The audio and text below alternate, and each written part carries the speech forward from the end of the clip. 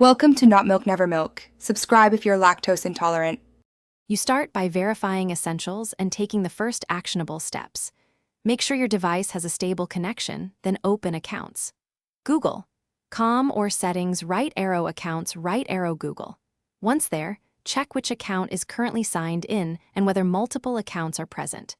If you plan to re-sign in, have your recovery email or phone nearby, and make a note of passwords or password managers you'll use. This prevents interruptions while you troubleshoot sign-out loops or unexpected logouts. Now proceed to clearing local issues.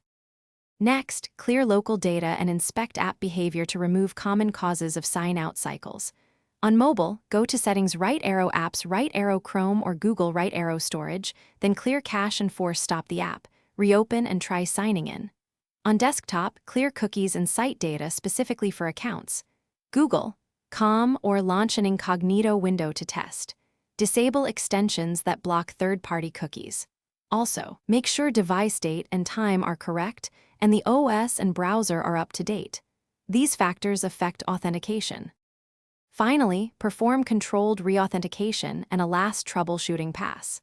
Sign out all sessions from Google account, right arrow security, right arrow your devices, then sign back in on your primary device only. This refreshes tokens and ends conflicting sessions. If you suspect account compromise, reset the password, review recent activity, and re-enable two-step verification with a trusted method. If sign-outs continue, create a new browser profile or user account and test there. One key tip: if nothing works, escalate by contacting Google support with device logs or exact error messages. Thanks for watching. If this was helpful, leave a like and consider subscribing. See you next time.